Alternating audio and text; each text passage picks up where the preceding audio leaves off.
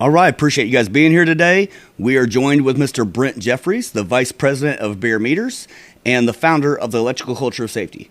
Brent is passionate about changing how we talk about safety in the electrical industry and goes over everything from the products they offer to what he's doing behind the scenes to help bring things to the forefront and pass on knowledge. It's an amazing conversation you're not going to want to miss. Let's talk about it. You're listening to Power Grid Talks, from the bucket trucks to the boardrooms. I'm your host, Tom Williamson, a journeyman lineman with over 15 years in the trade. Here we bring you real stories and real conversations from the field to the executive suites of the electric utility world. It's about the people who keep the power flowing and the grid strong. Let's get to work. All right, so today we're sitting here with Brent Jeffries. How are we doing today, Brent? Doing great, Thomas. I appreciate you making the time to talk to me. Making the time. You drove all the way over here, man, from Albany. What the heck? How was Thanksgiving for you? Awesome. Yeah? It was incredible. A lot of family time, downtime, chill time. Yeah, that's the important part, right? Right. Brent is involved with Bierer Meters and ECOS, so we're here today to kind of talk to him about his involvement in the industry. So let's start with your background. How did you get into the trade? So about 13 years ago, my folks came to me. I lived in Arizona for all my life, basically, and they came to me and said, "Hey, Brent, we want you to sell your company." And after about 27 years, my wife and I ran it, and very successful in Arizona. And I decided I was going to Northern Arizona University in Flagstaff studying electrical engineering. Okay. And after about 3 years, I decided to quit college and work with my hands and be outside. So I started that company in Arizona, and they came to me and said, "Hey, we want you to help us. Our company's growing, Bierer Meters." And I was like, well, after 27 years, that would be awesome. Be a nice change, kind of get back in electricity, get where I started, my roots started with electricity in the engineering program, and then sold, and I started working with them going on 11 years now, 2014. Gosh, maybe it's going on to 12. But 2014, I started with them, and been here ever since, vice president, field operations, and now also safety instructor. So I love that. Some of the parts that I love, the one thing you said is, oh gosh, maybe it's been 12 years. When you enjoy what you're doing, it goes by so fast, right? Yeah. Yeah, so I can tell you are enjoying it and having fun with it. When that conversation happened with you and your wife, was it oh my gosh, what are we going to do? Because your world got flipped upside down, right? It did. But, we were super successful. We had a very large commercial landscape company. Okay. We would do large HOAs, no individual homeowners. So I was good with people, taking care of people and making them happy and giving them a product. And part of that product was communication and caring about your customers. And trained my guys. They were the best guys. And Mr. Brian Herlacher with Chicago Bears linebacker, him and his buddy from New Mexico, as little kids, they always wanted to buy a company and run it together. So they came to me and they said, "Hey, we like what we see," and they bought it. And no kidding. That is such a cool story. Crazy? That is awesome. Yeah. I've been a Bears fan forever. Really? Yeah, I know. There's like 4 of us out there. But when I was growing up, it was the Walter Payton days, right? So that's just what we watched. So yeah, that's cool. I like that. Yeah. You shifted gears, took a new opportunity, and jumped in full force. How was that transition? So that was a pretty wild transition, because it's like you're saying here, total flip the coin. It's just a whole different industry, obviously. And the challenges that I had was to rearrange my mindset. And I had to, my vernacular, vocabulary and all that, I had to learn a language. Like in Arizona, I learned Spanish. Mm-hmm. You got to learn Spanish in order to get those guys working good and communicate and make sure they're happy. So I had to learn electrical contracting. I had to learn lineman talk. I had to learn a completely different mindset as far as the electrical utility industry. And so after about a couple years, I was learning the weaknesses and the strengths of Bierer Meters, and I noticed that we were a little weak. Tools were great, but we were a little weak on training and communicating. And so I came to the folks and I said, look, it was 2016. I said, I'm going to take the truck and our 40-foot show demonstration trailer, and I want to travel the country. And I'm not going to sell our tools. What I want to do is train with our tools, and I want to do it in a non-biased manner using our tools. So regardless if they're using our tools or another manufacturer's tools of phasing meters and voltage detectors or whatever, they're going to receive a valuable benefit, and they're going to learn something.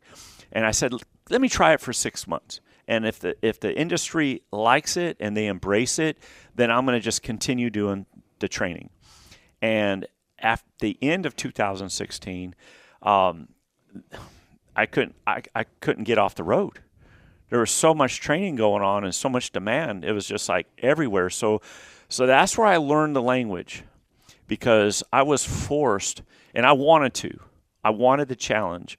I wanted to go to them. I wanted to go to the customers. I wanted to get inside those walls, those service centers, the districts. I want to get inside them, and I want to learn from them. As much as I was training them, they didn't really realize it, but they were flat training me just the same.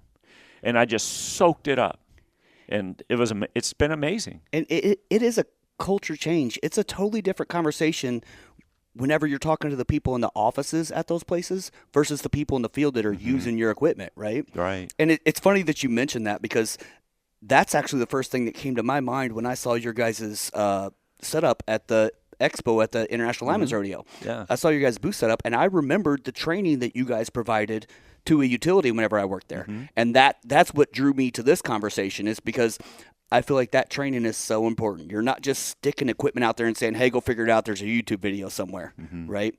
So that definitely worked, and they adopted it, obviously, right? Right. So they still do that to this day? Yeah, so I had a detached retina a couple of years ago. So my on-the-road driving and training with the trailer, that has ceased, because commercially you can't drive with one good eye. So what I do now, and it's been a blessing in disguise, actually.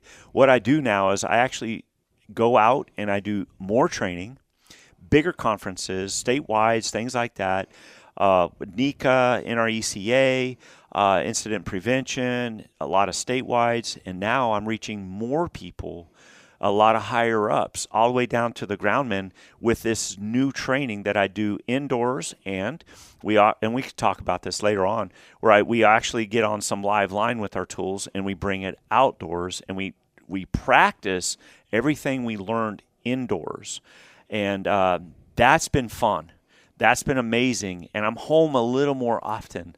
So that's a plus. The family likes that part, I'm sure. They love it. Yeah. So when that transition was happening and you had the detached retina, what was going through your mind at that point? Did you think, oh my gosh, how am I going to get through this, or what's going to change, or do you just take it day by day and it just developed? Yeah, I'm kind of a chill person. Yeah. I learned a long time ago, ebb and flow of the tides, right? And it's like whatever happens, it's fate and destiny kind of thing.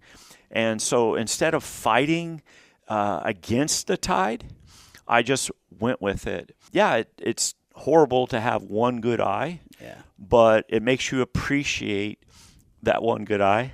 And it also gives you a new perspective. Your other senses become stronger, and connecting with people becomes much stronger, because you as a person are humbled even more. And so through humility, you connect with people much better. So I tell you, if I had to trade it in, having two really good eyes is really awesome. But to me, it seems right now that the influence and watching people's lives change in front of me, I see it, I feel it, I hear it, is much greater now than ever before when I was driving with that big truck and trailer around the country. And that's so awesome. That's an experience that most people go their whole lives without getting. So many people go through their lives just kind of going through the motions, and they don't ever get that feeling of helping people and seeing change. And obviously the need was there in the industry because you're busier now than you ever have been. You're getting in front of more people than you ever have been. So the conversations were needed. So like you said, fate takes over, right? That's awesome. I like that. What do you think have been some of your biggest involvements or contributions in the industry over the years at this point? So Bierer Meters, Walter Bierer, my dad, he's got 17 patents. So we have the most patents by far than all of our competitors, even if you combine them. That's amazing. So it's incredible what he has created here, and it was a no-brainer to want to come here and be part of what he's doing. But what's really cool, and this was worth all the time away from my family, and what was so neat is to do training in front of people, large companies. I mean, the biggest of the big, down to, I'm training 2 linemen for a small municipality. That's awesome. So we didn't pick and choose. We just take them as they come, first serve. We don't do any number counting or nothing like that. But what's amazing is, to me, is I have seen multiple statewide work methods change. I mean, statewide. I've seen large investor-owned utilities change their best practices, and they realize that their best practices weren't the best practices. Yeah. And, testing their temporary protective grounds when before they weren't. They didn't know why they weren't. Why do we need to? And going over all these processes and giving them why and the how, that the OSHA regs, the 1910.269 gives you the what, but the why and the how behind the what, and knowing that literally tens of thousands of line workers around the country are much safer today than when I first started doing this training years ago. So you guys basically have brought more accountability to the trade, right? And the linemen that are dealing with this every day, if they don't appreciate that, they should. Yeah. Because accountability is what keeps them alive. Right. So, no, that's pretty amazing. Yeah. So, over the years, and that involvement and that passion has also led to the development of the ECOS, right? Mm-hmm. So, let's talk about that for a minute. So, electrical culture of safety. How did that come about? What's it all about? Yeah, so about 4 years and 2 months ago, September, 4 years and 2 months ago, I was sitting in my chair, just in the office above our heads, and getting back from a big training, getting ready for another big round of training. And I was sitting there, I was somewhat frustrated. And the reason why I was frustrated is because Bierer Meters were giving back. We give back a lot. All the training we do is free, all around the country, coast to coast, Brownsville, Texas, into Canada, a little international now. We don't charge for it. And it's just a little frustrating to realize that other companies are not giving back. They're not giving back. They just take it. They take the industry for what it can give them. And they don't think, they count the watch, the retirement, day of retirement, and they keep watching those hour hands spin and the minute hands spin.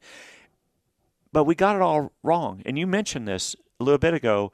When you really love your job and like your job, you don't watch time. Time doesn't really mean much to you anymore because it's about people. And what's amazing is it's like we got to get folks to give back. And all of a sudden, this idea, literally, I was sitting in the chair, this idea just came down. I could see it but not see it. It was a weird thing. You're going to start doing national lineman safety webinars. And it's like, what? Who's going to do that? I can't get people to do that. Well, it just so happened that I was going to be speaking for the first time at an incident prevention conference, safety conference in Dallas, Texas. And some of the big people that speak and are well-known in industry, 50-plus years, Jimmy Vaughn, Mac Turner, Danny Raines, they were there. They were speaking. And it's like, man, I wish I could get in front of these folks, these major well-known people, that consultants and trainers in our industry, and give them this idea. And who am I? 4 years ago, right? Who am I? And let me try it.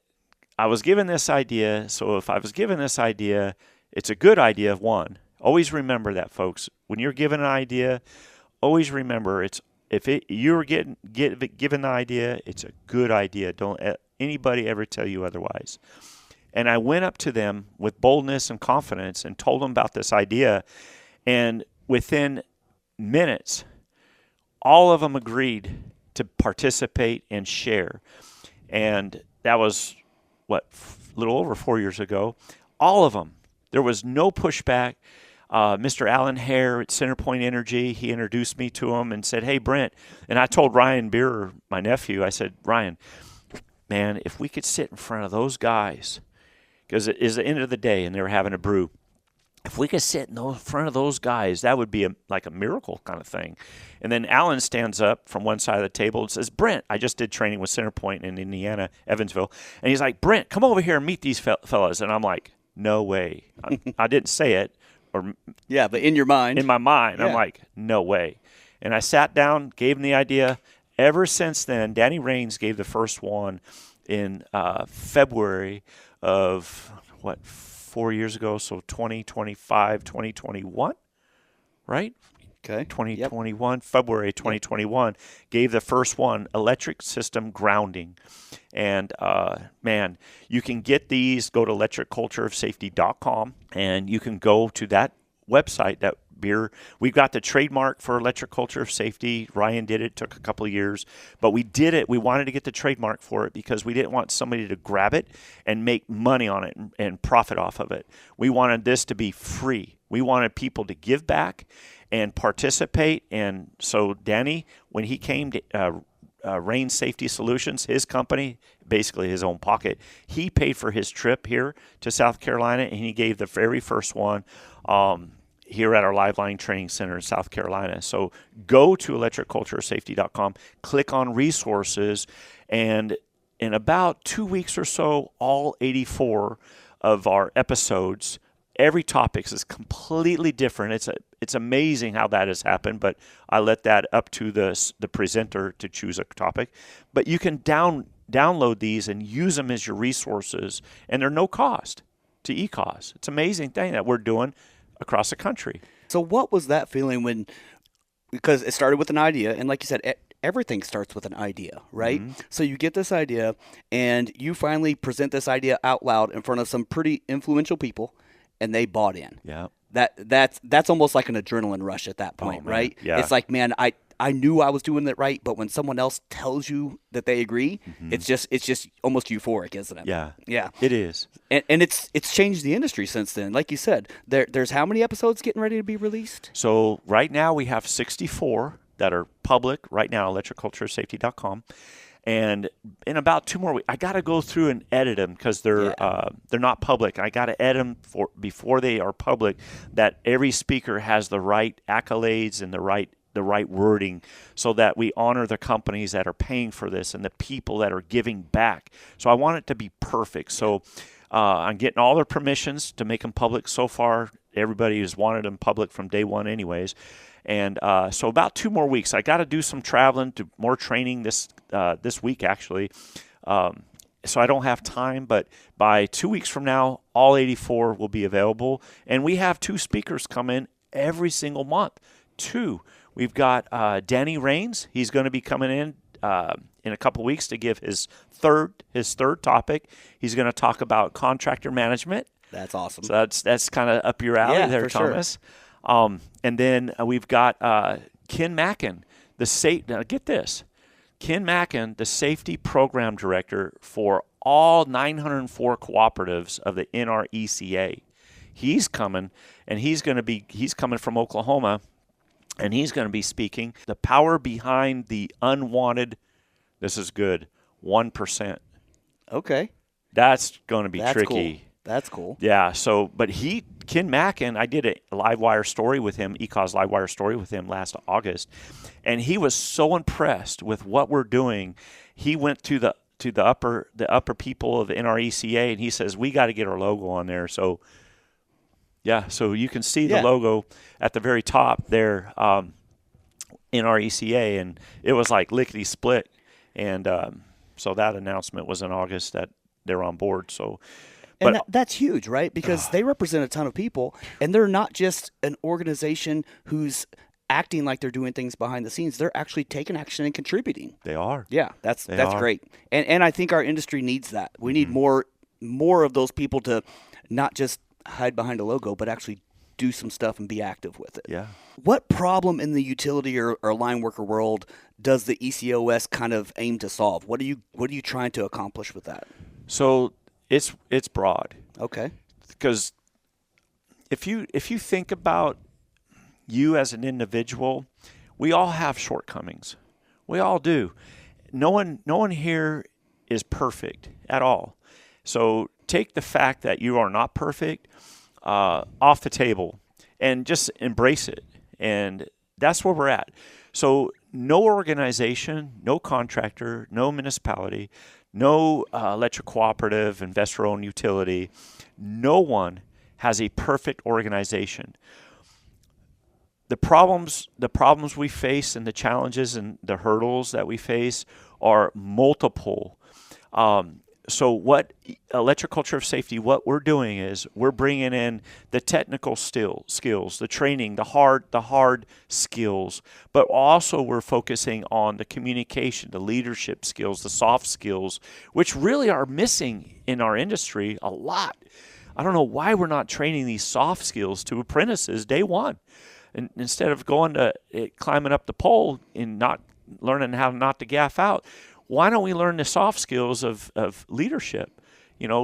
Have your apprentices do the job brief from time to time. Bring in third parties. We have so many issues coming along that we have to face. But here's the deal. We can't face them as individuals. That's what has been going on. Yep. Thomas, we've been facing this and try to do this without one another. And that's where Electric Culture of Safety, the motto that was given to me was, together we are changing our electric culture of safety. And that's the motto. And that's what we're doing. We're bringing our grassroots line team. We're creating and fostering a grassroots line team so that we're together. And what's amazing is that when we're together, what happens is safety is not a target. It's not a target at all. Creating a team and creating a culture and interconnectivity, that's the target. And once you do that, then the byproduct is safety. That's it. That's the byproduct. That's awesome. Yeah. That's awesome. And it takes everybody to buy into that, right? Mm-hmm. The companies have to understand that these safety rules are not there to discipline people with, but to help them learn and grow. And the workforce has to understand that the company's not trying to stick them with something. They're trying to get them home safely every day. Yeah.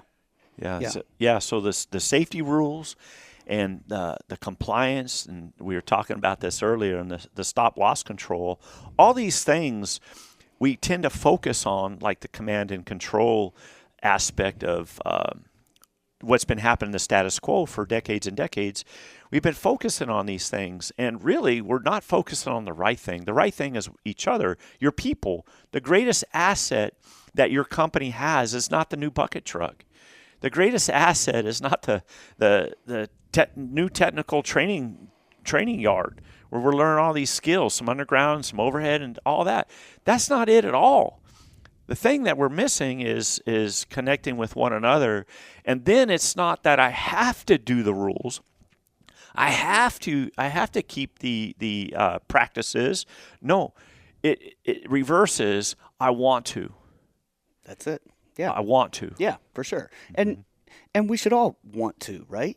Companies, linemen, everybody should want to follow these best practices and these rules to make things better for everyone else around them. Mm-hmm. Yeah. What's it look like to get involved with the ECOS? As far as either from utility contractor, individual lineman, how do they get involved with that?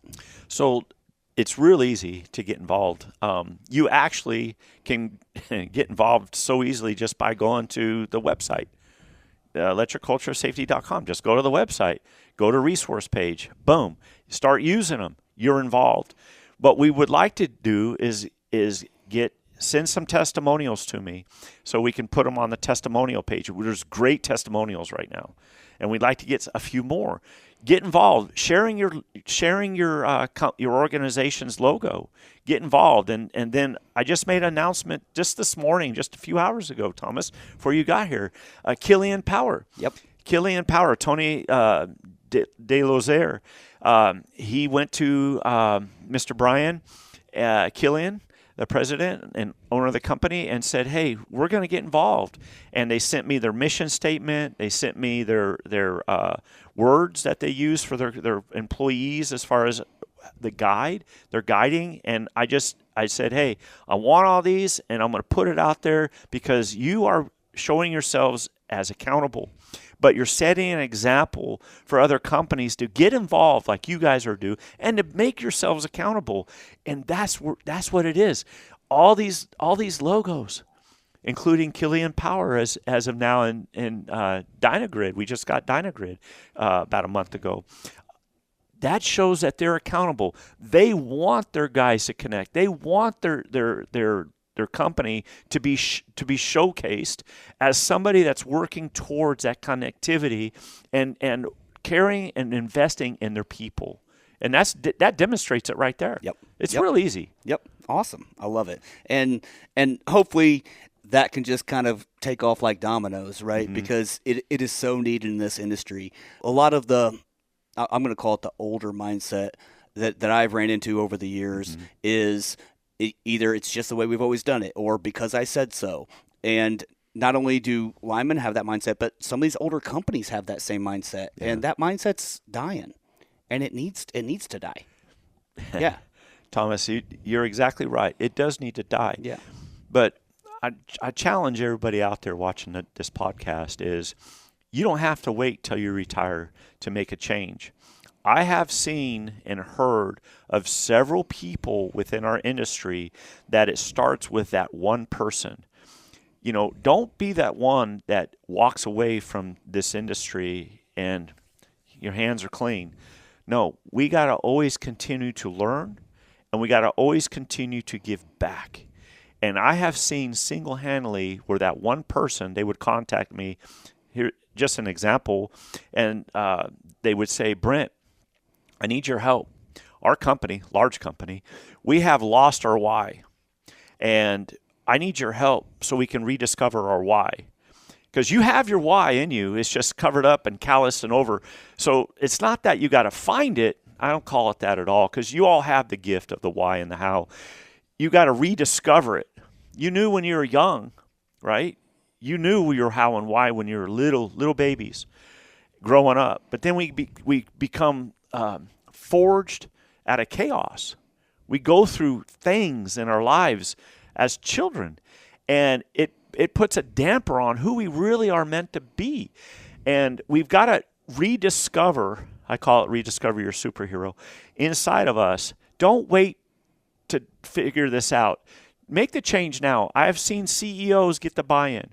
I have seen companies when that upper river thought process, when you go upstream and you start bringing that upper river, then you're not reactive. You're proactive. And man, we need more of the higher ups. We need the white collars. We need the brass. We need these folks to get the buy-in. And I have seen folks that they listen to one of my speeches, safety speeches, leadership skills and all that. And I've seen folks that denounce it. Oh, this isn't necessary. There's no relevance. Seriously, no relevance in connecting. Seriously, wow. Thomas. I have gotten that, man. That's scary. It's spooky, but the thought process, like you said, it has to die. But you don't have to wait until you physically die to make it die. Exactly. It's a choice. Mm-hmm. And we got to make new choices because our SIFs, to me, have actually gone up this year instead of staying level. Mm-hmm. And it's like people are dying. And the reason why people are dying, our industry, the people are within us, our loved ones, our family members, our friends, we're burying them in the dirt. The reason why is because they're dying is because we're not allowing that status quo and that older mindset. We're not allowing that to die within ourselves. Yeah. Yeah. And I look at it like this. Life, you mentioned, callous. Life almost beats the passion out of people, right? You hit that brick wall and you hit challenges so often that the majority of people just kind of quit trying and they just conform to whatever they're around. So they become a part of whatever system they're in instead of making that system better. And I really think we need more people to find their passion and figure out, hey, it's okay if I speak up. It's okay if I mention how I really feel about XYZ. Do it respectively. Yeah. Do it the right way. But if we don't have those conversations, we're not going to get the change we need, right? 100%. I think ECOS does a great job at that and bringing that to the forefront, and that's a great mentality to get behind. As far as Bierer Meters, we obviously understand that the ECOS is a big part of that mindset behind them. What stands out other than that ECOS aspect? When you think of Bierer Meters, what stands out for you? Well, our products. Walter Bierer, my brother Joe Bierer, his wife, she works here. Ryan Bierer, my nephew, he works here. His wife works here, Hannah Bierer. And even Louis, their two-year-old son, he's starting to learn how to work and shred papers and stuff. So anyways, he's not on the payroll yet, but he's learning. But what stands out is basically right here, family owned and operated since 1987. And we are. And all of our products are made right here in South Carolina, made in the USA, and we pride ourselves in that. But what stands out a lot, not only our products, but we've got the best team in the world, and that's our people. We have the very best team, and our production manager, plant manager, and purchasing, our customer service, our grounding department, repair department. Oh my gosh.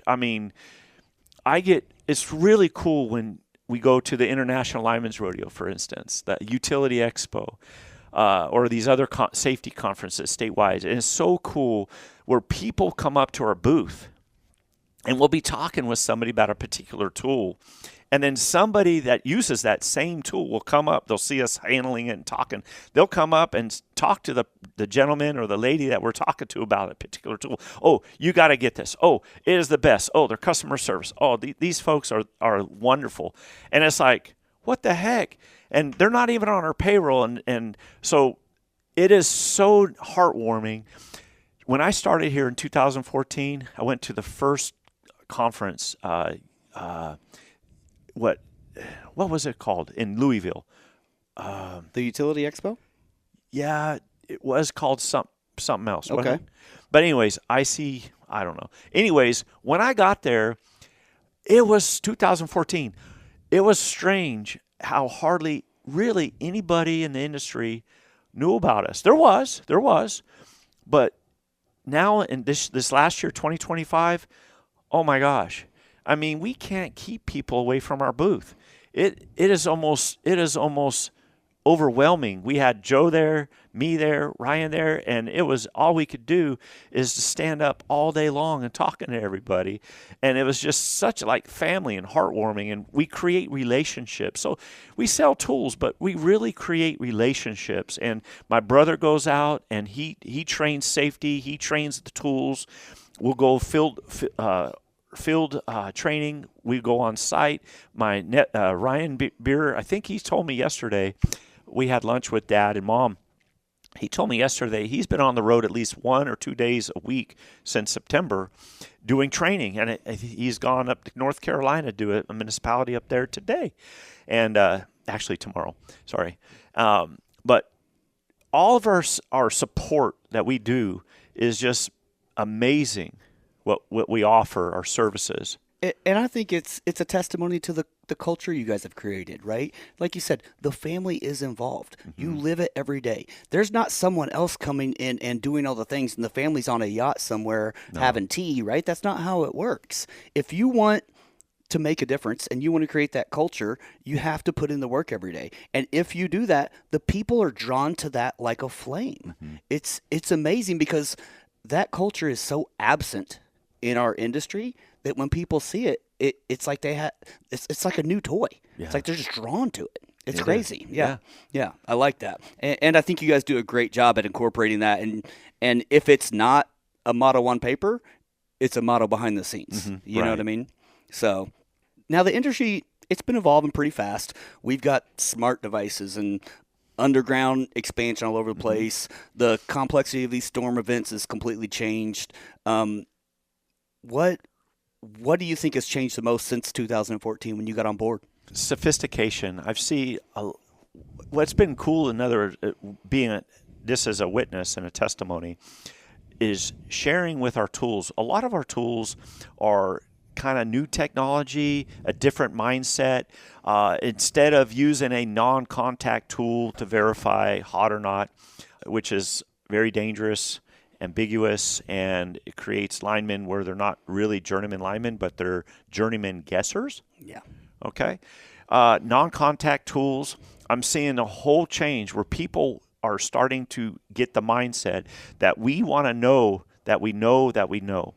And we want to identify the proper cable. We want to identify the primary, the secondary. We want to verify that it's energized or not. We want to what's on it. Is there backfeed on it? See, non-contact tools, is there backfeed? Is there induction? I don't really know. You're on an underbuild. What do you know? What's it telling you? Not much. Keys and a wrench can tell you a similar thing. But what we do is I've seen a change to where people just want to be more precise. And with our tools, what phase is it? Is it rolled? I don't know. I've done so much training where we've gone out and it's labeled this, and we take our reference, we take our meter probe, and it's actually rolled, and they're like freaking out. I did that at Grand Cayman several years ago, and they have an accent. So when they freaked out at Grand Cayman here and there with their accent, that was really cool. It's like they don't say whoa, wow. It's with an accent, so it's really cool. Anyways, but I see a lot of that. People want to know, and what's really neat is our customers are investing in their people and getting them safe tools, direct contact tools, precise tools, like testing your tester. I can't say the name of this very large utility, but they're just now, after decades, getting into their hands handheld power supplies to test their tester live in the field. Wow. Unbelievable. First time ever. And the guys are munching at the bit, and they know they have to have this in the field. And we're doing everything we can to keep up with demand. It's just amazing. But we're seeing a lot of that. Preciseness, accuracy, but the desire from the higher-ups and the safety folks mingling with the CEOs, mingling with the operations manager, sharing information. I'm seeing more and more where the safety guy is not going out there as a cop, but he's going out there as a trainer, boots on the ground, doing training right there in the field with particular tools. So now they're being more responsible on learning the technical part of line work, and I love it. And that's been a slow-going trend, but it is a trend. It is happening. And the change of it not being guesswork anymore, I like that you mentioned that, because line work over the years has been guesswork. It started as guesswork. You fuzzed it with a wrench. You went back and drove until you saw something that you thought was right, and then you reacted upon that. I mean, I can't tell you how many times we've opened up an underground transformer, pedestal, whatever, and vault, and there's no tags on any elbows. Yeah. You've got 12 elbows, and all the tags have fallen off. Yep. So now it's like, okay, which one goes where? Yep. And the equipment and tools that you guys are developing and that the market likes, I think, are addressing some of those things and taking that guesswork out of it. What would you say is the most requested or most popular product you guys have right now? We have several, and they're kind of neck and neck. So our wireless digital voltage detector, the VD1000, we have 5 different versions. those things, those 5 different versions of what they do are amazing. My favorite is the X because it has a secondary position. It's super accurate on secondaries, by the way, capacitive test points too.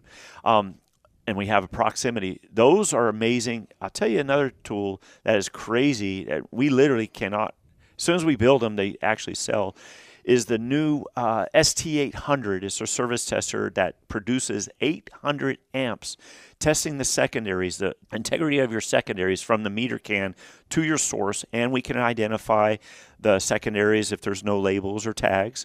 We can identify the feed through and the feed out at the pad mount, and we can also identify our primary cables in a ditch or manhole with that same tool using a CT clamp. Energize or de-energize. So it's super versatile, and it's built with a Milwaukee battery platform, 18 volt. So huge boost there as far as using that 18 volts. So those are very popular. Our grounds tester, which Walter came up, his first tool, we can hardly keep those on the shelves. It puts true ASTM, continuous current, testing the temporary protective grounds. The power supplies, our 3 kV or our dual phase for our wireless phasing meters, and then the handheld for the single point devices are amazing. It's just pretty much everything. You could go to bierermeters.com and load down our brochure, check it out. Check out the products, the product page on the homepage, and pole guards. We can't hardly keep pole guards in here at all, just because the plastic is superior to everybody else's, and it's just everything we do. Our temporary protective grounds. We have our own components. Joe spent hundreds of thousands of dollars investing in our own molds. So we got the best of everything. I love that you're seeing that demand out there for those kinds of things, because I've been out there in this what we call the real world of the industry, right? And there's a big difference from the utility side to the contractor side. And I've worked on both. And the utility side, when I was there, did a great job for us as far as getting us the equipment we need, the testing things, that kind of stuff. If it was out there and we needed it, we had some conversations and they would help us find it or get it. The contractor side, I've been involved in situations there where they didn't have the equipment we needed, but expected us to still go out and do the work so they could get paid. Yeah. And you go back to that, oh my gosh, we have to guess at how we can figure this out. Or you stand up to them and tell them, I'm not doing that until you get me XYZ. And a lot of times that conversation doesn't go real well either. So I like that the demand's there. The one thing that I think is pretty awesome, and just because over the years it would have saved me so much time, is the secondary fault detector you mentioned, right? Yeah. So when I came up in the trade, it was a pitchfork style device. You stick one here, you stick one here, and the needle goes back and forth, and you just kind of keep traveling. We got so many false readings from those. Right. And okay, not a big deal, false reading. Yeah, until you dig a 4-foot hole, 4 foot by 4 foot, and get down in there and figure out there's nothing wrong in that spot. And now you've got to do it over and over again. Not only is that hard on the crew physically, it's hard on the crew mentally. They get frustrated. Yeah, it is. But the customer that's out of power is frustrated. Now you're digging up their whole backyard, right? Yeah. So I think that there's a lot of need for that, and I think that's a pretty awesome device. You guys are developing this stuff. What kind of drives that department? Is it feedback from the customers? Is it just proactively going out and talking to people? Is it all of that? Yeah, that's a great question, Thomas. And a lot of our tools that we develop, we actually develop on what the customer is asking from us. For instance, we're this close to having our insulator tester develop for the transmission lines. We're this close. We just come out with a de-energized regulator tester. So after a repairs a regulator or before commissioning a new one, you can use this device and make sure that it works in all its steps. We just came out with that one.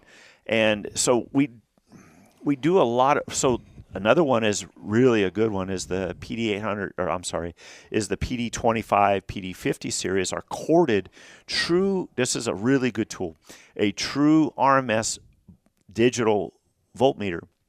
And it does so many things because it's true RMS voltage. It reads AC and DC voltages, and I actually use it in our safety training because you can use it and show the corona. You can actually measure the potential that's floating in the air around the line worker when they're working safe, what that looks like. And then if they're getting close to that minimum approach distance, or maybe they're short sticking their tool, or maybe they're tool gloving their meter, which you don't do those things. And then we show the voltage on their body. We show the voltage going across their rubber gloves. We show it on their dielectric boots. We show it on their back. Using our tools, what's so cool is they're so accurate. We use our tools for safety training. And that's what's been so neat going around the country and using our tools. In fact, we have this brochure, and if you just open this up, there's bullet points of what each tool does. There's a couple of tools here will be come out next month in January with our new version. I'm actually going to add the bullet point to a couple of our tools, safety training tool, because they are, and because of their accuracy. And it's amazing when the line worker, I teach one class called Your Electric Reality, and I actually use in Your Electric Reality, because it's not a theory. People say it's a theory. It's not. This is how it works. So I use our tools to prove your electric reality and how that electricity works that you can't see. Well, the tools see it, and it's a game changer and a mind blower. So I can only imagine you being able to see the light bulb come on in these guys' faces whenever you're talking about stuff like corona. When you're, from a lineman perspective, when you're out there and engineers or companies mention corona to you, it's something you can't see. No. You are told it's there. Nothing's ever been able to prove to you that it's there unless it bites you. Right. So I can only imagine just being able to, like you said, read that, test that, prove to these guys, hey, you're a foot away, but that's still a dangerous spot to be. Right. That's why we have minimum approach. That's there for a reason. Yep. The other thing that you mentioned in there that I kind of want to touch on real quick too, because I see a lot of guys doing this, especially on the contractor side, putting your rubber gloves and sleeves on and holding these tools in your gloved hand to test with. Yeah. And that's a no-no. No. Not only is it not safe, does it affect the reading of the equipment? That's great. So absolutely, Thomas, it does. In fact, we have a lot of safety training videos that you guys could go download this. And I was told that this training is mandatory, but go to episodes ECOS Lineman Safety National Webinar 066 and download that. Just electricculturesafety.com 066. Got to have it.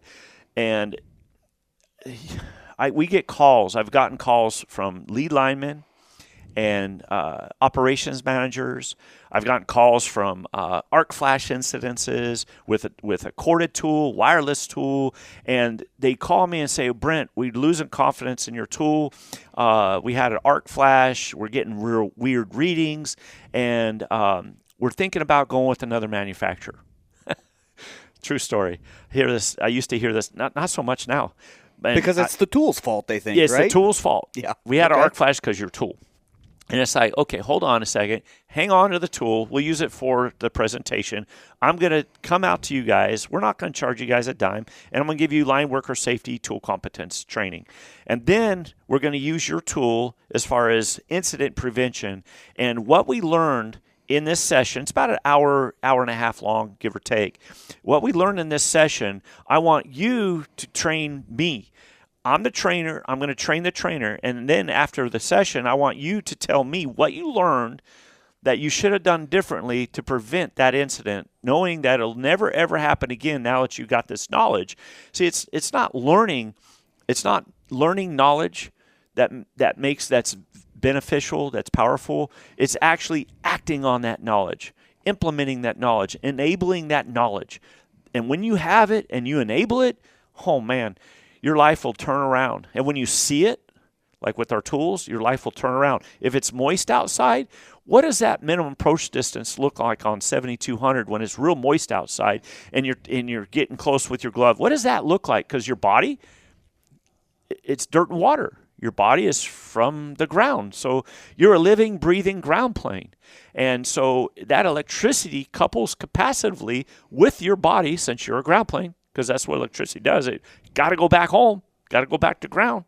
So what does it look like when it's moist outside? Do we talk about, hey, guys, we're going to be working close to that minimum approach distance today, but, hey, on our job brief, our tailboard, guess what? It's real moist. It's foggy outside. It's real humid outside. We got to work a little matter. We're going to get matter. And instead of being out of the minimum approach distance, now, instead of being 23 inches, we're going to be 36 inches. How's that? Let's round it up. And I tell you what, it will make it is, again, a game changer, and the hairs on your arm won't stand up so often. Trust me. Yep. Amazing. And I brought that up because I've had the situation where I'm out running crews, and a crew calls me, hey, we're getting weird readings. Yep. It's not making sense. What's going on? Well, hang on a minute. Let me come out there, and we'll all get our eyes on it and talk about it, because I'm not the most knowledgeable person in the world. None of us are, right? We all learn stuff from each other. So we go out, and come to find out, the lineman is holding the tool in his hand and trying to test it. And I'm like, well, hey, it's got an attachment there to put that on a stick. Let's put that on a stick and see what the readings do. Oh, now all of a sudden they change. Yeah. Well, yeah, that's because that's how it's meant. It's going to be more accurate. Yeah, it's how it's meant to be used. So I think that's an important thing. There's so much misinformation in society today, whether it's, oh, this guy told me to do it that way to be fine, or, hey, I saw it on social media, this guy did it, it worked out great for him. That doesn't mean that's the way it's supposed to be. So I think that's pretty important to touch on. You guys aren't known for just selling the products. You've mentioned a couple times the training aspect. And the only time I've ever seen that is from your company, in my experiences, right? I've never seen another company go out and give this free training on their tools or whatever tool that utility's using for the safety aspect and just for the education part of it. So I think there's a lot to be said for that, and it's working out really well. I think you're getting a lot of good responses from it, and I think it's making a difference in the industry. So just to highlight that, so several years ago, about 6 years ago, I came up with Bierer USA, Utility Support Assistance. So this is a 6-leaf pamphlet. There's 6 pages, and this is all about our services. And you can email me, Brent, at bierermeters.com. You can email me, and I'll send this out to you here. But this shows you all of our service that we provide for free. This is not about selling nothing. This is about giving back to you all, taking care of you all, and getting you all that knowledge. So this talks about all of our training, our work methods, tool methods meetings that we go to. My brother's going up next week to a large investor-owned utility to their tool methods. We do all this training. We sit on safety meetings. Hey, Brent, we want you to come to our safety meeting. We're going to hold it, and we want you to take notes and tell us what we need to change in our safety meeting. We do things like that. So this talks about all of our services, Bierer USA. Pretty cool. That is awesome. And throughout that training, a lot of things come out positive of that, right? And one thing we were talking about earlier is the energy wheel, and how when the energy wheel got involved in job briefings and conversations, it made a difference, right? And you guys have a version of that energy wheel, right? Yeah. So let's talk about that. How did you guys incorporate that? So some of these ideas, they just pop in my head. So a couple of years ago, doing training, I'm walking through the cubicles, I'm going through the service centers, and I walk by the operating managers and the superintendents and all around the country, and I see different versions of the energy wheel, similar to this. I see different versions of the energy wheel. And so the energy wheel goes back to Mr. William Haddon. He started it about 50 years ago, came up with it. And it talks about 10 elements, 10 energies, 10 powers, sources that can cause harm, like gravity, radiation, electricity, chemical, all these 10 elements that could cause harm. And it's like, man, but we see the same old. So you know how they say you can't reinvent the wheel? So don't believe what people say, okay? Just don't. So what I was shown is that the 11th element, energy, that's been missing for 50 years, literally, is people. That's what's been missing for 50 years. So I added this 11th element, public and employees, right here. And this talks about safety critical elements and the energy wheel reinvented the check boxes, right? Everybody's got check boxes. So there's check boxes here, but it goes deeper. So like the people on the first side, things that can harm you, accusing, blame, complacency, complaining, defensiveness, dismissiveness, divisiveness, emotions, accusations, insulating, isolation, negativity. These things can harm you on the people side. So we got to make sure that we look at that. So this is a little on the negative side, red, bloodshed, okay? A little on the negative side. But what I was shown is we're going to go to the side 2.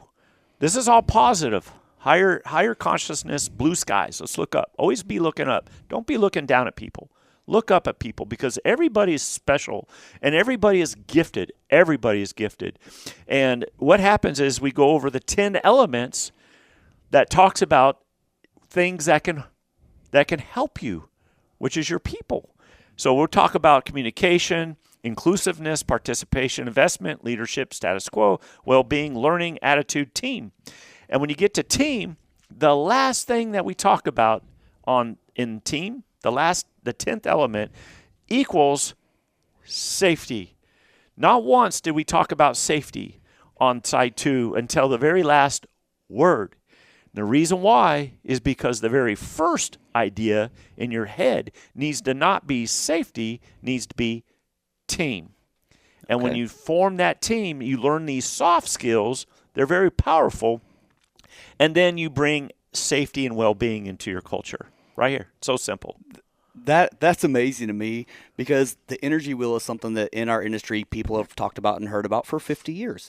And the most important part of that whole equation is the people. Yeah. And it was never even involved. Yeah. Yeah. So that's cool.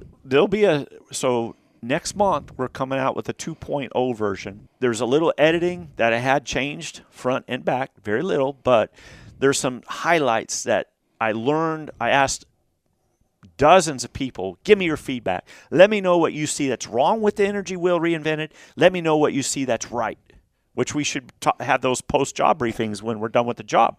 What did we do right? What did we do wrong? What can we improve on? And so I did the same thing. What can we do better on this next energy wheel? And they're only $10. It's our cost, okay? So you can order them. The largest municipality in the United States, no names, is using these. That's awesome. And one of the very largest investor-owned utilities in the United States is using these now in their construction and transmission departments. And contractors are using these now. And they're amazing, the feedback I get as far as the difference. And basically, when you go to side 2, it literally tells you how to form a team. Yeah. It gives you all the instructions. They're literally right here. Instructions. Operating instructions, how to create a team. It's all done for you. It's so awesome. I think it's so important because in this industry, we get so complacent in the day-to-day. Oh, we're changing on a pole again. Oh, we're changing on a pole again. We're, whatever the task is. The thing I'm hearing a lot is complacency. We had this accident because people got complacent. This takes some of that complacency away. Yes. It's right in front of you. If you use this tool, it can eliminate some of that, oh my gosh, we forgot about that aspect, right? So there's a lot to be said for that. I hope a lot more people adopt that and kind of bring it into their programs because it is important. Why do you think this hands-on approach makes such a big difference in today's industry? So the hands-on, and when we talk about hands-on, Thomas, I don't want your viewers to be focused on the physical meaning of hands-on. This is really fun. This is really cool. So we have what we call, I developed this a few years ago too. It's called Lineworker Safety Tool Competence Curriculum. It's an all day, and I've had statewide take this, and that you can tailor it, you can customize it, you can receive it, you can change it, or you can use it for yourself, and we never even know about it. Just email me. I'll send it to you. It's a very valuable tool. But how we've designed this is these 4 sessions. The first session, we go over using our tools.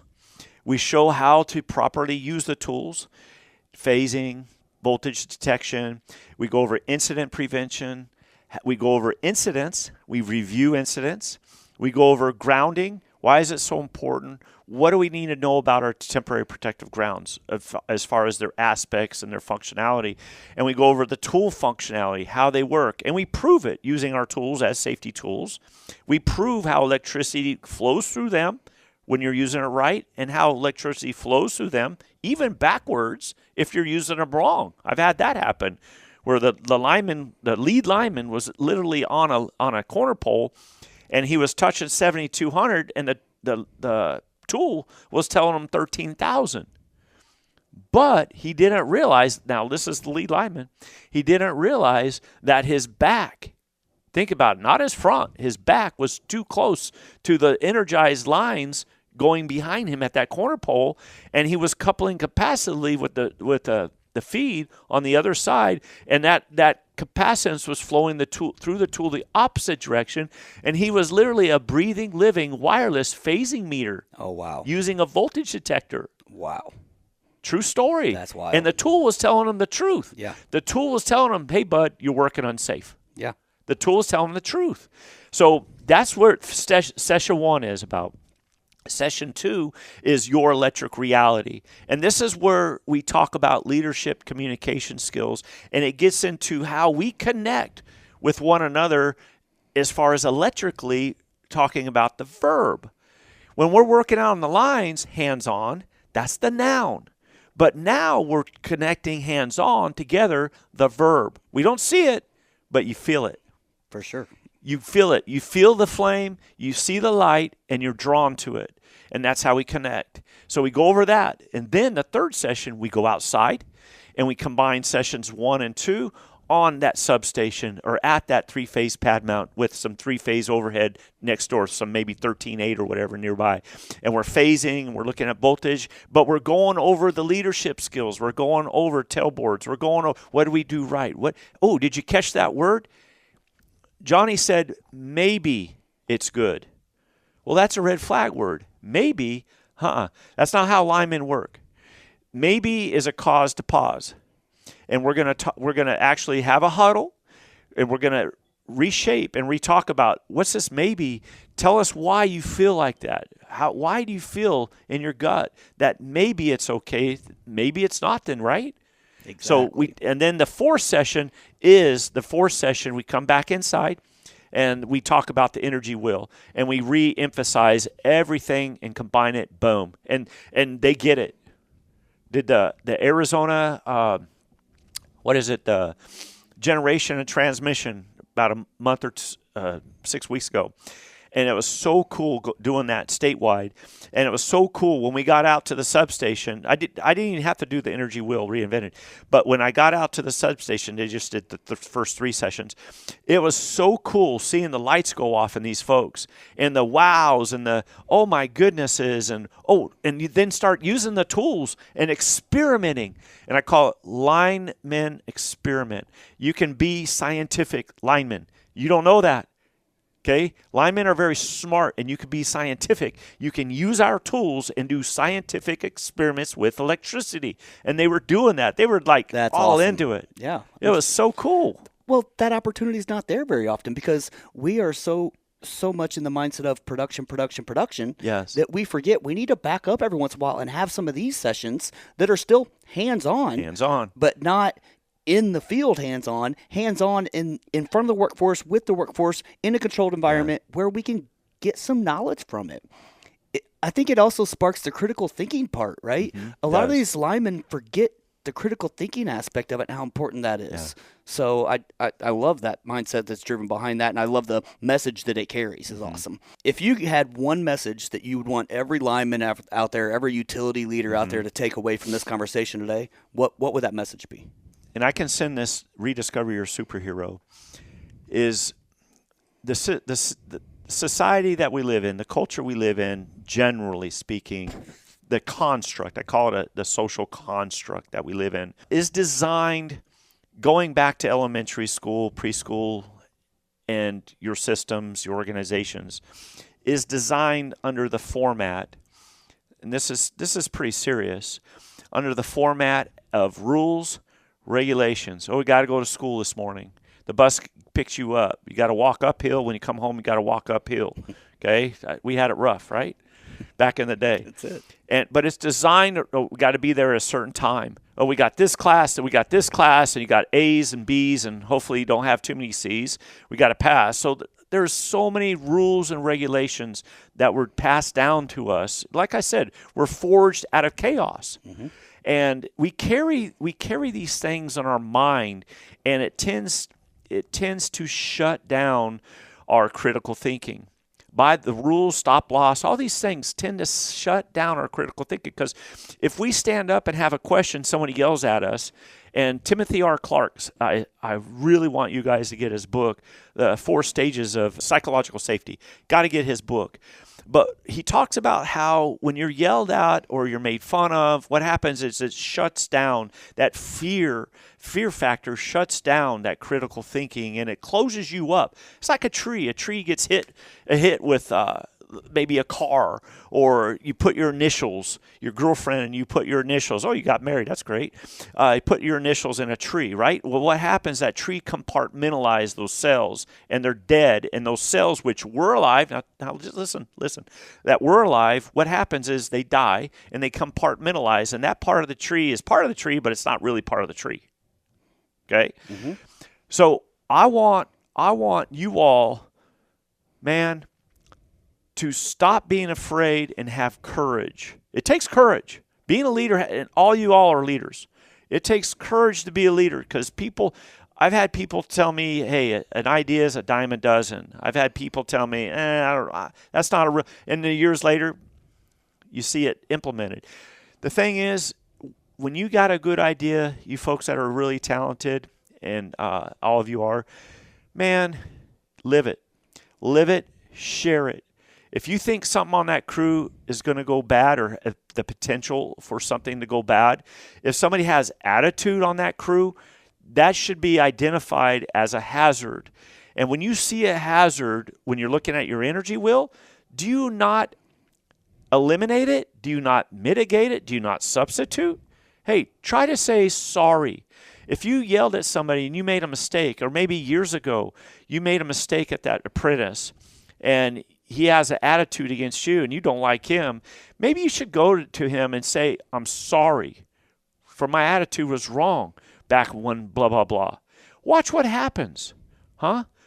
I'm serious. We got to stop being those hardcore manly men, because that's unsafe. And in order to be the proper leader, which we all should be, we've got to have genuineness, authenticity. It's a bigger word I could say. We've got to have humility, and we got to really care for people, even if you're not friends with somebody. Like when you used to play a team sport in high school. Everybody wanted to win that game, even though a couple people on that team you didn't like. Get over yourself, man. And you got to start caring for people, because they have families and friends that deserve them to come home every bit as you all. And that has to trickle from the upper waters to the lower waters, and it has to go from the lower waters to the upper waters. It's the only way it's going to work. That's so awesome. And I think it gets forgotten a lot. From the CEO to the person digging the ditches, we're all human beings, and we all can be treated that way. And I think it gets forgotten a lot, especially in our industry. So that's great. What kind of upcoming events do you have that you want to put out there? Is there anything coming up that you want people to kind of look out for or tune into? Well, you said the new episodes are dropping for the ECOS. They're dropping. Go to, there's a ton of resources, not only on ECOS, but go to Bierer Meters YouTube channel.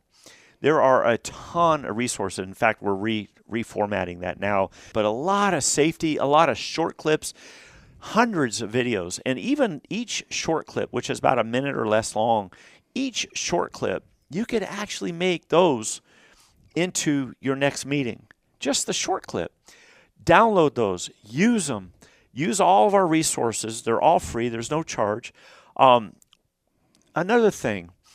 I would like to see more statewide, more investor owns, and more municipalities, which are multiple states, like the Northwest Public Power Association. We're doing work with the Northeast Public Power Association. But we need you folks to start using us more and more as a third-party person, a third party. And the reason why you need third party, here, this is so important. I highly recommend a third party coming into your organization, because what happens is it opens up more ears than the same old people talking. The same old experience, the same old stories. No, we've got to listen to other experiences, other people. And it takes an investment to bring some of these folks in. I might ask for a hotel room once in a while for some of these statewides, just for fun, just so that we don't need to do that, but I just do, just so they have a little blood in the game. So beer doesn't pay for everything, but we obviously arrive and we show up and we do all the training for no cost. But I would like to see more organizations, more service centers. Like there's a large cooperative here, there's a large cooperative here. They have multiple service centers. Municipalities, multiple service centers. IOUs, multiple service centers. And I would like to see more of those operation managers come together as a team. These guys are using this tool. These guys are using a different tool. These guys had an incident, and they're not sharing it with these other service centers. All that's got to stop, man. I want to see folks coming together and utilizing that third party, utilizing bringing folks together and practicing. Let's share experiences. Let's share incidences. If we're truly our brother's keeper. Right, Thomas? Yes, for sure. I don't want to see no dang tattoo on your butt cheek that says, trust me, I don't want to see that, that says you're your brother's keeper. I don't want to see nothing like that. I want to see it in your actions, period. We got to share incidences. We've got to share near misses. We have to share. And yeah, at first you're going to have an uptick. Embrace it. But if you're truly your brother's keeper, I know so many incidences that linemen have come up to me privately and told me that they could not share with their team. Why? Because they didn't have a team. They would have been made fun of. They would have been ridiculed, maybe lose their job. And because they don't have that culture to where they can be a team. I've seen it where they were a team and they shared instances, and it's amazing the feeling you get. That fuzzy hometown feeling, okay? And I've seen it to where everybody, shut up, Brent, don't teach that. Brent, don't talk about this. Literally, I've had these people tell me what not to teach. They get mad at me sometimes. Oh, no, we can't be friends. We can't do the soft skills. No, we don't want to do that. Don't tell them about their temporary protective grounds. No, don't tell them about that. We don't do that here, so we don't want you teaching it here. It's like, well, that's in the regulations, and it's also in the guidelines, ASTM. Why? No, we're not going to do that. Thomas, unbelievable. Yeah. And I think people, and at no fault of their own, I'm not saying they do it deliberately, but when you're only in your backyard, you only see what's in your backyard. Mm-hmm. So you get these blinders on, like the horse pulling the cart. You can't see anything going on except for what's in front of you. And it is an awesome avenue to be able to use someone like yourself who's been across the country and talk to all these other people. You have so much experience in your tool bag with you that these people need to reach out and bring that into their backyard. Mm-hmm. If they're not going to go outside of the backyard, bring some of that in and have some conversations. Yeah. I think that's a great point. And it's a great opportunity. If you people aren't utilizing some of that, use it. Mm-hmm. It's there. They're doing it for free. They're doing it because they have a passion for the trade and what's going on. The other part about that you mentioned is the conversations around the accidents. Mm. And not even accidents, even the near misses. Yeah. I've been saying for a long time, I wish I could get the traction and make it happen, but I don't feel like we're going to benefit from these situations at all if we can't have conversations around them. And it's unfortunate that these things happen, don't get me wrong. But if we don't ever talk about it, we're never going to learn from it. And I know there's OSHA reports and stuff like that out there, but you know as well as I do, some of that is not the most accurate information either. Correct. Right? I wish we could have anonymous conversations or anonymous reports where it doesn't matter what utility it was. It doesn't matter where you're at. It matters What was the crew makeup? How much experience was there? What time of day was it? Had they been working a lot of hours? Like, let's get all of those details around these incidents and see if we can get a trend somewhere. Because something's going on to make this one of the most dangerous years in the industry. And we've got to do something different to stop it. Yeah. So that's great. As far as people learning more from you guys and about you guys, how do they get in contact with you guys? How do they reach out and find you if they want to have a conversation about you coming and visiting or the ECOS or any of that? What's a good avenue? So contact customer_service at bierermeters.com. Our office number is 803-786-4839. Call. Ask the questions. You can contact me directly if you're looking for safety and training and all that. My brother Joe Bierer, he's doing a lot of that. Again, Ryan Bierer is doing a lot of that, so it's not on all one shoulders, so we're splitting it basically across the country. I highly suggest you to get, one, the Energy Wheel Reinvented. Get our brochure. Our brochure is new as of January 2025. It's interactive. So the brochure has a lot of QR codes, training videos, safety videos, a lot of resource in the brochure. It's not all about our tools. Also, get our Bierer USA pamphlet. We'll send it to you, and it'll give you ideas what you could do for the industry. Also, get our curriculum. Use it. Change it up. Edit it. Do whatever you want to do. We don't ever have to hear from you ever. Knowing that you used it, but not knowing that you used it, I feel great. So there's a lot of really good ideas to do this. I've trained some safety people in the industry, big customers, big utilities, and to where they take our training. This is cool. They take our training, they implement it, and they basically do it on their own without us being there. I see that happening more and more. And it's just so cool. Yeah. And they'll ask questions. Brent, I got to do this. I'm going to start doing this on your tools. I want to start using the PD25 and the VD1000X to see all that potential around. So this is what I'm going to do. And so I give coaching, give tips. And then before you know it, they don't need me no more. And that's good. I don't want people to need me and people need Joe or Ryan. We want them to have those skills. We want them to be mini Bierer meters, and have them go out in the field and do that. And it's a lot of fun because there's only so much of us, right? For sure, Thomas. That's it. Yeah, that's it. I appreciate that message. I think it's a great thing.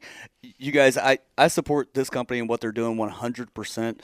And it's not because of their tooling. Their tools are great. It's because of the culture and the mindset. We share a lot of the same mindsets on things and a lot of the same outlook on things. And I think that's something in this industry that could be used more, is that mindset. You guys not only say you're going to do some stuff, but you put your money where your mouth is and you made the trainings. None of that stuff is free for you guys to do, but you did it out of your pocket to help everybody. So learn from it. Use it. Go out there and find this stuff. They're doing it to help you and to help the industry as a whole. And I think you guys do great things.